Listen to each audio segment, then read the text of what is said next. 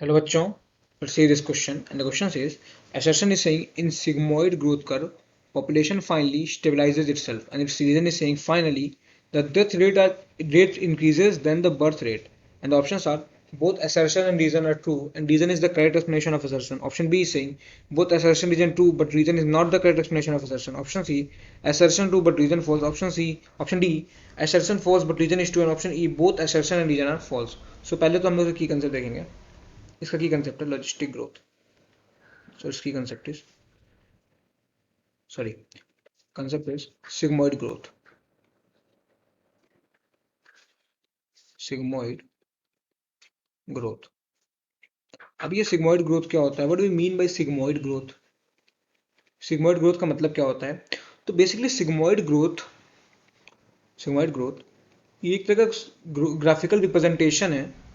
It is a graphical representation. It is a graphical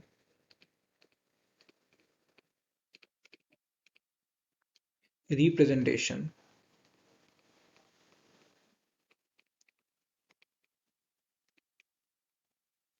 it is a graphical representation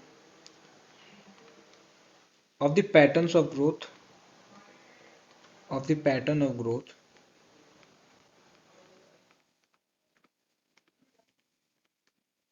it is a graphical representation of pattern of growth जो कि दिखाता है कि population कैसे grow कर रही है.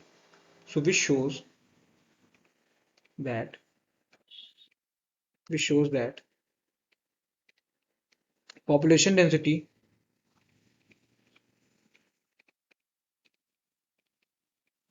Of organism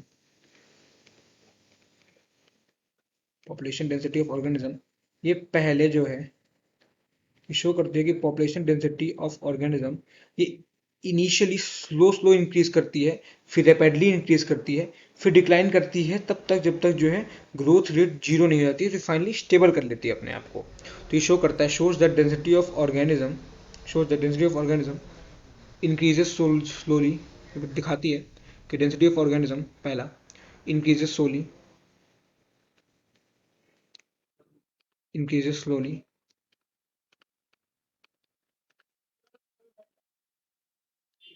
density of organism increases slowly. फिर क्या करती है? उसके बाद क्या होता है? स्लोली इंक्रीज करने के बाद क्या होता है? फिर सेकंड में होता है फिर जो है रैपिडली इंक्रीज करती है. फिर इंक्रीजेस रैपिडली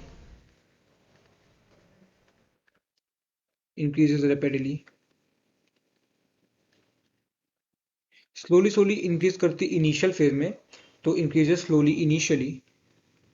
फिर जो है रैपिडली इंक्रीज करती है. फिर क्या होता है? फिर जो है डिक्लाइन करती है. कब तक डिक्लाइन करेगी? तो जब तक जीरो ग्रोथ रेट नहीं आता है. Declines until at zero growth rate until at zero growth rate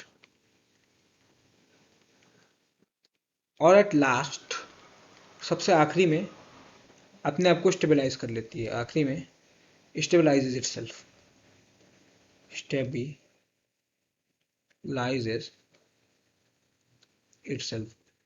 तो ये पूरा फेज होता है सिग्मोइड ग्रोथ कर्व में. और जो स्टेबलाइज करती है अपने आप को, तो ये अपने आप को स्टेबलाइज कर कैसे पाती है? तो ये अपने आप को स्टेबलाइज कर पाती है बिकॉज जो बर्थ रेट और जो डेथ रेट होता है वो इक्वल हो जाता है. बिकॉज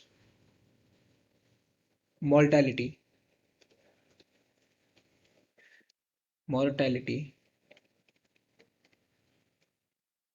एंड नैटेलिटी के जो रेट्स होते हैं, mortality and natality rates become equal. So इससे क्या होगा? इक्वल हो जाएगा तो ग्रोथ रेट जीरो हो जाएगी. सो पॉपुलेशन स्टेबल हो जाएगी. अच्छा, एक चीज और बता दें, मॉर्टैलिटी क्या होता है? तो मॉर्टैलिटी मतलब हो जाएगा डेथ रेट और नैटेलिटी का मतलब हो जाएगा बर्थ रेट. ये दोनों इक्वल हो जाती हैं तभी पॉपुलेशन जो है स्टेबल हो जाती है.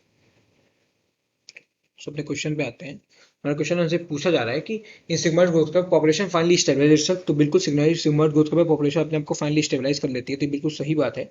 इसका रीजन इसमें ये दे रहा है कि finally the death rate increases than the birth rate. तो ऐसा नहीं है, death rate birth rate increase नहीं करती है, बल्कि जो है ये इक्वल हो जाती है। तो जो रीजन है गलत है, बट हमारा असर्शन सही है। तो इसके अकॉर्डिंग जो हमारा आंसर हो जाएगा वो हो जाएगा option C, that is assertion is true but reason is false. I hope you understood well. Thank you and all the very best.